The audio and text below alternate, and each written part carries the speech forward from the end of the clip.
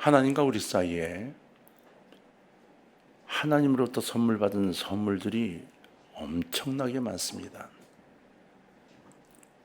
그 중에 지금이라는 선물이 있다는 것을 알고 계십니까?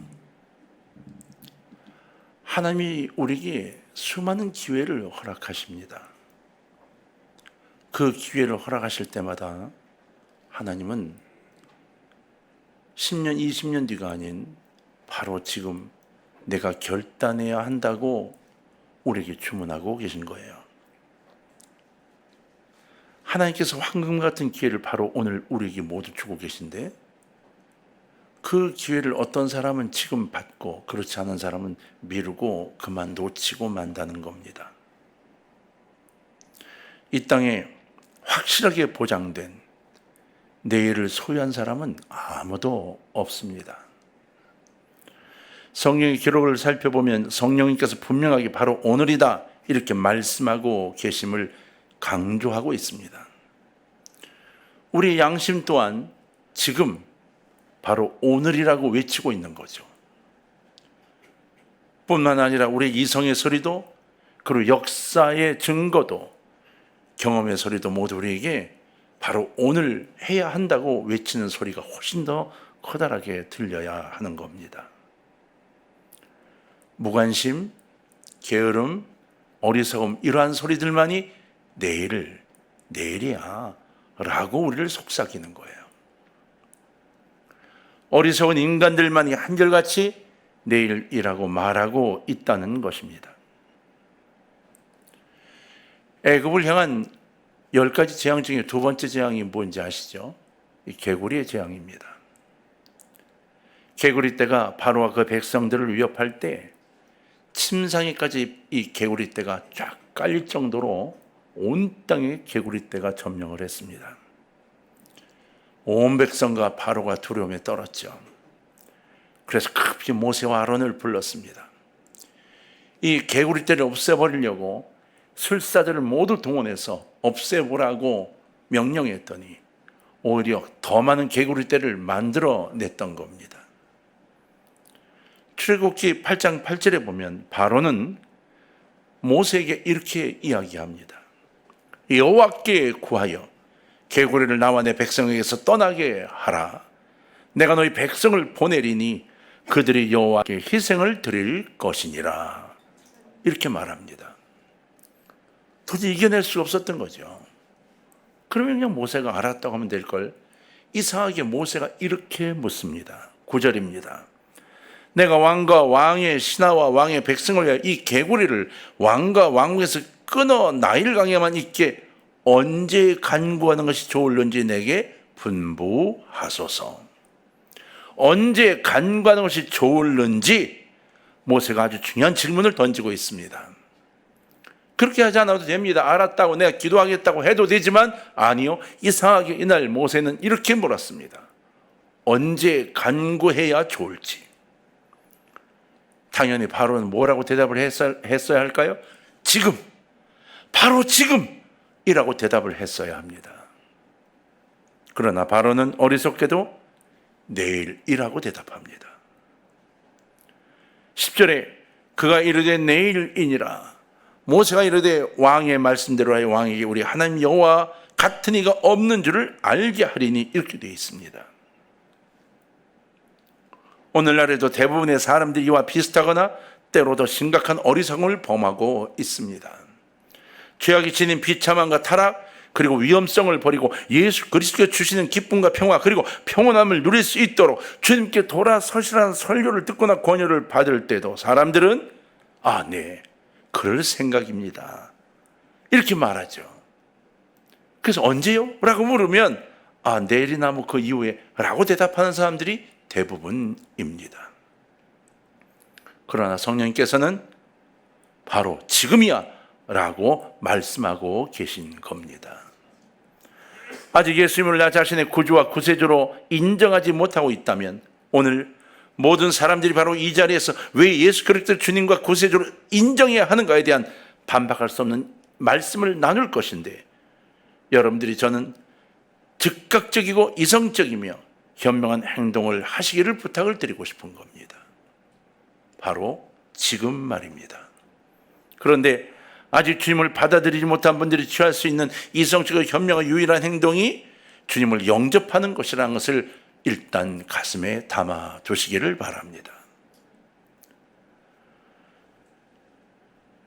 올바로 현명하다고 여기는 일을 미래의 어느 불확실한 시간으로 미루는 것은 그것이 무엇이든 간에 전혀 가치가 없습니다.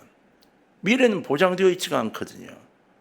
하나님의 때는 그래서 바로 지금입니다.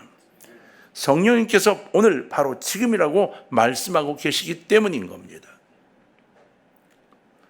그렇다면 주님은 우리에게 무엇을 주시는 것인가? 주님은 갈등하고 있는 양심에 평화를 주십니다. 우리의 양심은 항상 갈등하며 살아가게 만들어져 있습니다. 왜냐하면 우리가 주님을 닮아 있기 때문에 죄를 지면 지을수록 점점 더 양심에 떨림을 갖습니다. 불안하지요. 그리고 겁나지요. 그래서 예배를 드릴 때도 그저 주님을 바라보려고 앞에 앉으려고 했던 사람들, 어떻게 하든 말씀 들려고 귀를 기울이던 사람들, 주님 말씀이 내게 닿도록 설교자와 눈이 맞추려고 애썼던 사람들이 서서히 사이사이로 빠져가며 이제 숨어들기 시작하게 됩니다. 여러분 스스로가 죄를 짓고 있다는 것을 인지하고 있는 것의 증거 중에 하나입니다. 예수 그리스도를 바로 지금 영접해야 하는 첫 번째 이유, 바로 그분을 영접하기만 하면 그분께서 지금 고통받고 있는 갈등과 고뇌에 빠져 있는 양심을 평화롭게 하여 주시기 때문이라고 하는 겁니다. 죄가 있는 곳에 늘 책망하는 양심이 있습니다. 우리 모두는 죄인입니다. 만약 죄를 지었음에도 그 양심이 자신을 책망하거나 괴롭게 하지 않는 사람이 있다면 그는 완전히 타락되어진 사람입니다. 진짜 위험한 사람입니다. 물론 양심의 괴로움에는 그 정도와 종류가 다양합니다. 어떤 고통은 아주 날카롭고 예리해서 이 고통스러워 못 견디게 만들기도 하고, 어떤 고통은 둔하게 지속적으로 자극을 주기도 합니다. 그런데 일단 죄가 들어온 마음에 그 죄가 용서받기 전까지 고통과 불안이 떠나지 않고 평화가 없어지게 됩니다. 예수님은 가장 괴로워하는 양심에 그 양심에도 평화를 주십니다. 많은 사람들이 범죄의 기억으로 인해 온갖 종류의 모든 괴로움을 가지고 살아가고 있습니다. 우리는 그들을 예수 그리스도로 인도해야 하고, 주님을 진심으로 영접한 사람들은 모두심을 얻게 된다는 사실을 전달하고 그렇게 되도록 애써야 할 책임이 있습니다. 현대는 말이에요, 양심의 참소로 인해서 절망의 끝까지 내몰렸던 사람들이 굉장히 많은 시대라고 합니다. 문장이 좀 어렵나요? 죄를 짓고도 아닌 척하고 사는 사람이 많은 시대, 주님 앞에 죄를 짓고도 어쩔 수 없어서 아유 이해하실 거야 라고 버티는 사람이 많은 시대, 나 혼자 사는 게 너무 힘들어 같이 죽자고 덤비는 사람이 많아지는 시대, 마음의 고통에서 벗어나고자 자기 자신을 파멸로 몰고 가는 사람이 많은 시대, 파괴적인 생각이 가득 차 있는 사람이 많은 시대, 사단의 속삭임의 귀를 더 많이 기우는 사람이 많은 시대. 그러나 많은 사람들이 성도들을 통해 그리스도로 인도되고 그들이 모든 지각에 뛰어난 하나님의 안식과 평화를 누리고 있다는 이 사실이 참으로 감사할 때인 거죠. 여러분 모두가 주님 안에서 진정한 평안을 누리기를 주의 이름으로 축원합니다. 그러기엔 주님이 여러분의 주인이 되셔야 합니다. 괴로운 양심과 불안에 시달리며 마음 가운데 안식이 없는 사람들, 혹 그런 분이 여러분 가운데 계십니까? 예수 그리스도 안에 그 안식이 있습니다. 마태복음 11장 28절로 30절에서 예수님이 우리에게 이렇게 약속하셨습니다. 수고하고 무거운 짐진 자들아 다 내게로 오라. 내가 너희를 쉬게 하리라.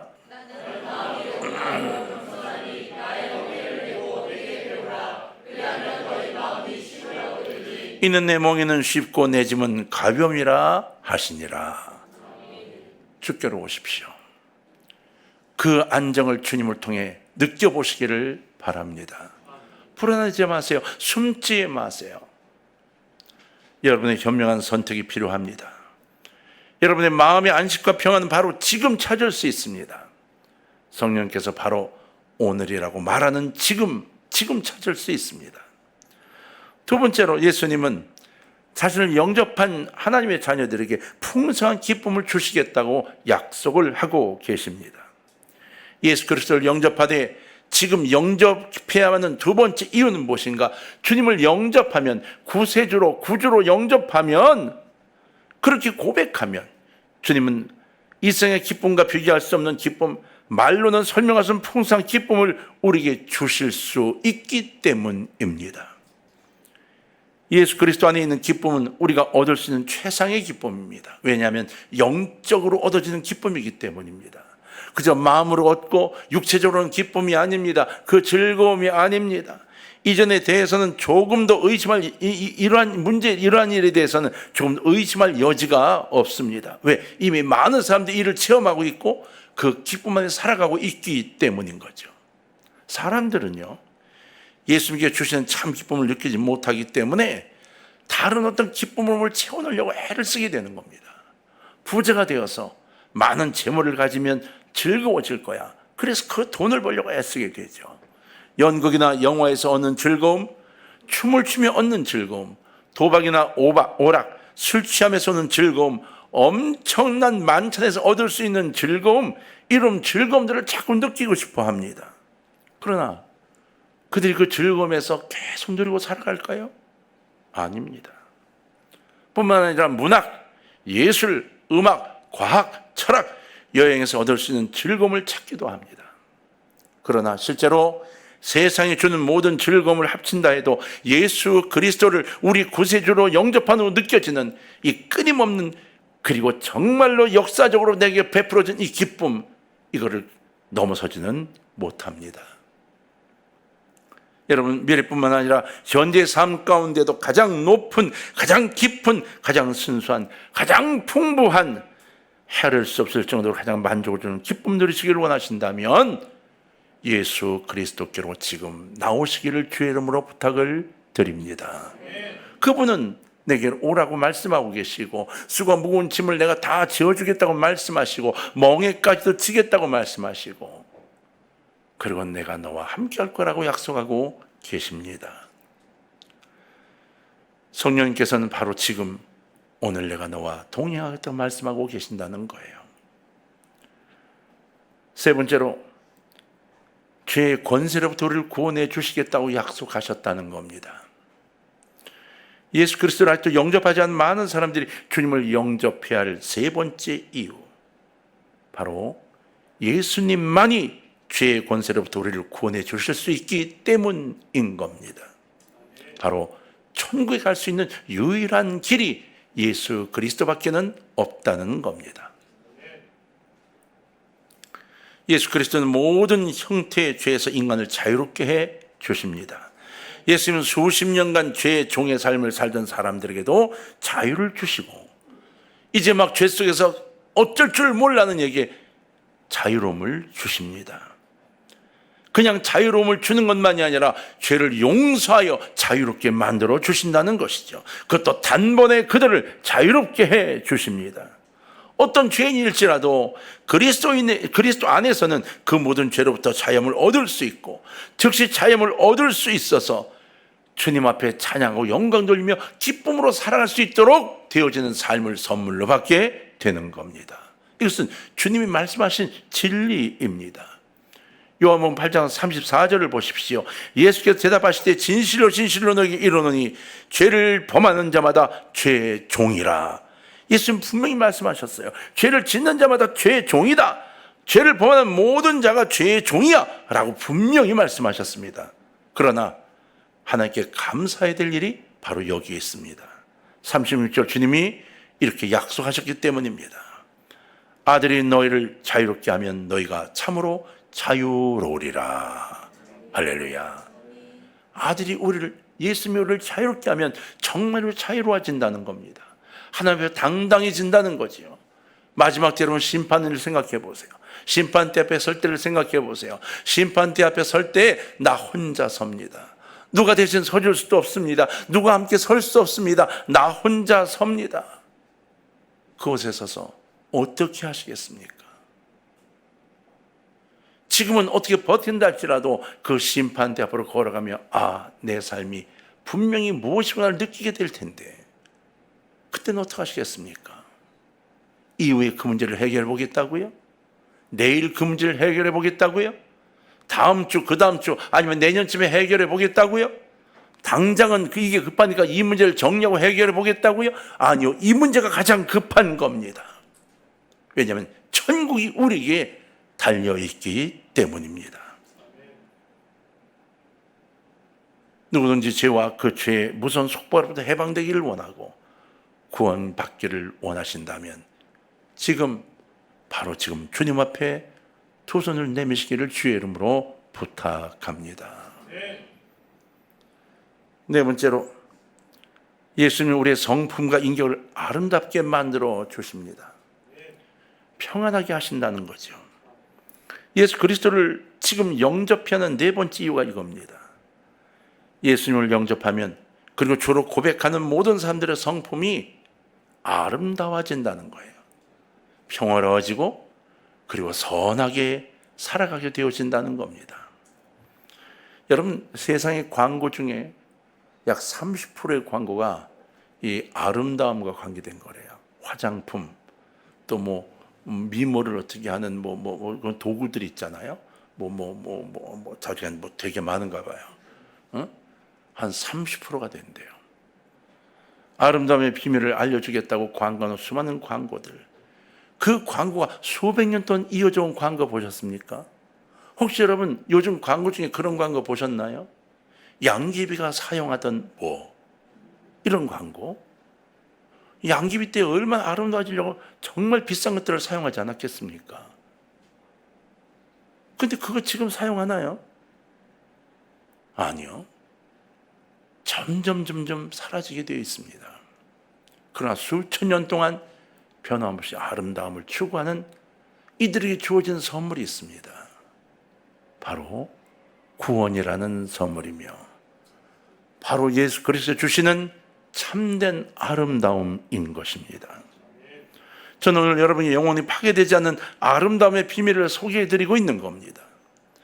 그 비밀이 바로 마음속에 예수 그리스도를 모시는 겁니다. 나도 모르게 미소가 터져나오고 나도 모르게 웃게 되는 겁니다. 나도 모르게 마음에 평안이 있는 거죠. 웃지는 않아도 평안이 있어 세상 살아가는 모든 것들이 달라 보이게 되는 겁니다. 특별한 화장품도 필요 없습니다. 값비싼 도구들이 필요하지도 않습니다. 예수님께서는 우리의 영혼을 아름답게 만들어 주셔서 우리 외모도 같이 살아나게 만들어 주십니다. 예수님을 믿는 영혼들은 그분 자신의 영광스러움과 닮아가게 만들어 주십니다. 저는 예수님을 영접한 후 알아보지 못할 만큼 정말 아름다운 모습 변한 많은 분들을 만나 뵀습니다. 그렇게 해주시면 바로 예수 그리스도이십니다. 여러분, 눈빛부터 동작 하나하나까지 선한 사람이 되고 싶지 않습니까? 걷는 자세에서 교만해 보이고 눈빛 하나가 교만해 보고 아주 악해 보이는 눈빛을 갖고 있는 사람들로 살아가고 싶으십니까? 인간의 눈으로 볼 때 선할 뿐만 아니라 하나님 눈으로 보실 때도 선한 사람이 되기를 원하지 않으십니까? 우리 모두가 그렇게 될 수 있습니다. 그것이 예수님의 축복인 겁니다. 예수님께서 지금 바로 나에게 이 일을 시작하실 수 있도록 여러분을 맡기시기를 주의 이름으로 부탁합니다. 성령님께서는 오늘이라고 말씀하십니다. 지금 내게 맡기기만 해. 내가 너의 삶 전체를 바꿔줄게. 선한 삶으로 바꿔주고 아름다운 삶이 되게 만들어줄게. 여러분, 뭐라고 말씀하시겠습니까? 내일이요? 아이고, 안 됩니다. 제발 부탁입니다. 오늘 바로 이 시간 마음속으로 주님 제 손을 잡아달라고 여러분 부탁하시길 주의 이름으로 부탁을 드립니다. 우리 누구도 모르는 사이에 죄를 짓고 숨어 있는데 바로 지금입니다. 지금 나오셔야 하는 겁니다. 숨어있는 마음에서 주님, 제가 이런 죄를 졌다고 죄송하다고 고백하고 나와야 하는 겁니다. 다섯 번째로, 예수님은 우리의 삶을 가장 유익한 것으로 채워주시겠다고 약속하고 계십니다. 주님을 영접하는 다섯 번째 이유가 이겁니다. 그리스도의 삶은 진정으로 유익한 삶 그 자체여야 한다고 성경은 기록하고 있습니다. 맞습니다. 정말 주님 안에 있으면 우리 삶 자체가 유익한 것이 되어집니다. 하나님께서는 사람들이 추구하는 삶의 방향과 목표를 보시고 그 삶을 무익하다 이렇게 판단하셨습니다. 아무리 부자로 살아도, 아무리 춤을 추며 기뻐하는 것 같이 살아도 무익하다 말씀하신 겁니다. 예수 그리스도와 함께하지 않는 사람은 그리스도를 거역하는 것이라고 말씀하고 있습니다. 예수 그리스도를 거역하는 사람은 하나님과 인류를 거역하는 사람이 되고 맙니다. 왜? 하나님의 창조 섭리에 맞지 않기 때문입니다. 하나님의 창조의 이유를 발견할 수 없기 때문에 그의 삶은 유익한 듯하지만 결국은 무익해지고 맙니다. 여러분, 그리스도께로 나오시기를 부탁합니다. 주님은 여러분을 유익한 사람으로 만들어 주실 것입니다. 즉시 나오십시오. 유익하고 유능한 사람이 되실 겁니다. 여러분은 여러분의 귀중한 시간을 낭비하고 계셨던 겁니다. 다시 돌아오지 않을 좋은 기회를 놓치고 있었던 겁니다. 주님께로 나오십시오. 지금 주님께로 나오세요. 그러면 여러분의 삶이 유익함으로 꽉 차 있는 세상으로 바뀌게 될 것입니다. 우리는 오늘은 아니에요, 다음에요, 이 말로 하나님의 축복의 가능성을 다 벗어버리고 삽니다. 부산 지역 연합집회 때 집회에 첫 시간부터 거슬렸던 자매 둘이 있었습니다. 예배 시간에 자꾸 이동하고 왔다 갔다 하고 집중하지 않고 이게 마음에 자꾸 걸렸는데, 두 번째 날 전부 넷째 시간이죠. 그러니까 오후 예배입니다. 첫째 날 저녁, 새벽, 아침, 오후 예배 시간에 들어가기 전에 계속 이 마음에 걸리는 이 자매들을 두면 결국은 다른 청년들에게 그 해가 될까 봐 오후 예배 전 점심시간 식사를 마치고 기도를 했습니다. 기도를 했는데 하나님이 제게 깜짝 놀랄 이야기를 해주셨습니다. 그 자매들을 얼마나 사랑하시는지, 그리고 그 자매들을 어떻게 사용하고 싶어 하시는지, 그리고 그 자매들이 그래서 이 집회에 참석하도록 하나님이 하신 것에 대한 이야기를 해주셨습니다. 그래서 오후 예배 직전에 그 담당교회 인솔자를 찾아서 좀 만나게 해달라 해서 만났습니다. 참 놀라운 이야기를 들었습니다. 그 두 자매가 교회에서 가장 문제의 청년이랍니다. 막 그러면서 뭐라면 마지막 이런 얘기를 하는 거예요. 그 둘 중에 하나, 그렇게 생긴 걔는요, 수석 장로님 딸이에요. 이러는 거예요. 그래서 제가 그분께 그렇게 말씀드렸습니다. 아, 예. 제가 왜 말씀을 드리냐면, 그리고 제가 기도하면서 주의 말씀을 들은 걸 전했더니 그 인솔자가 제게 이렇게 얘기해요. 택도 없습니다. 얘들은 가능성이 아예 없습니다. 그래서 제가 그래요, 일단 제가 좀 만나보겠습니다, 그렇게 얘기를 했어요.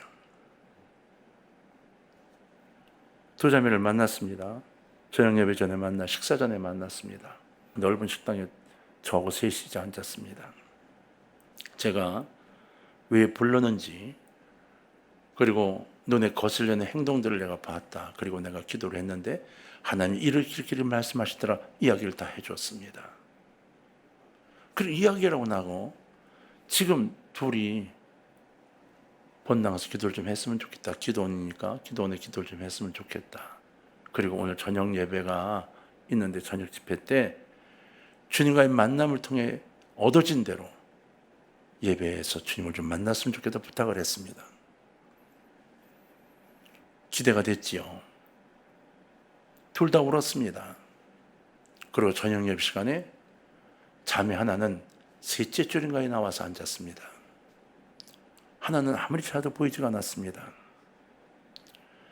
그리고 집회를 다 마쳤습니다. 헤어질 때 그 자매들이 어떻게 된지 제가 모르고 그냥 헤어졌습니다. 그리고 한 15년쯤 지난 다음 어느 교회 집회에 갔다가 그때에 참석했던 그 성도를 만났습니다. 그리고 두 자매 이야기를 들었죠. 한 자매는 그 집회를 통해서 주님을 만나고 삶이 완전히 변해서 부모님이 얼마나 기뻐하시는지 부모님이 다 교회를 나오셨다고 그래요. 그리고 지금 전도사님이 돼서 청년들을 담당하는 훌륭한 전사님이 돼서 애들이 꿈과 소망을 심어줘 서로 막 모시고 가쁜 전사님이 됐다 그래요. 수석장로님의 딸은 전혀 다른 길로 가서 지금 무엇을 하는지 어디에 있는지도 찾을 수가 없다는 겁니다. 똑같은 기회를 하나님이 주셨습니다. 저는 똑같은 사람에게 똑같은 이야기를 전달했습니다. 그런데 한 사람은 지금 제가 주님을 만나겠습니다 결단했고, 한 사람은 오늘이 아니라고 생각하고 그 기회를 놓쳤습니다. 지금은 어떻게 됐는지 모릅니다. 여러분, 다시는 이런 기회가 오지 않을 수도 있습니다. 성령님은 지금이라고 말씀하고 계십니다. 성령님은 성경을 통해 말씀하실 뿐만 아니라 우리 마음에도 말씀을 하고 계십니다. 오늘이다, 바로 지금 예수 그리스도를 모셔라. 지금 당장 귀 기울이셔서 마음을 강팍하게 하지 말고 예수 그리스도를 여러분의 구원자로 영접하시기를 주의 이름으로 부탁합니다. 여러분의 주인으로 모셔야만 합니다.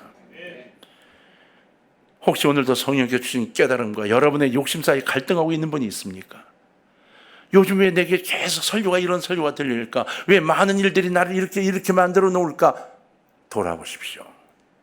하나님이 여러분에게 주시고 싶은 말씀이 있는 겁니다. 그런데 숨어 계십니까? 모르는 척, 음성이 들려도 못 들은 척하고 계십니까? 나와는 관계가 없는 일인 척 고개를 가로젓는 분이 계십니까? 아닙니다. 바로 지금입니다.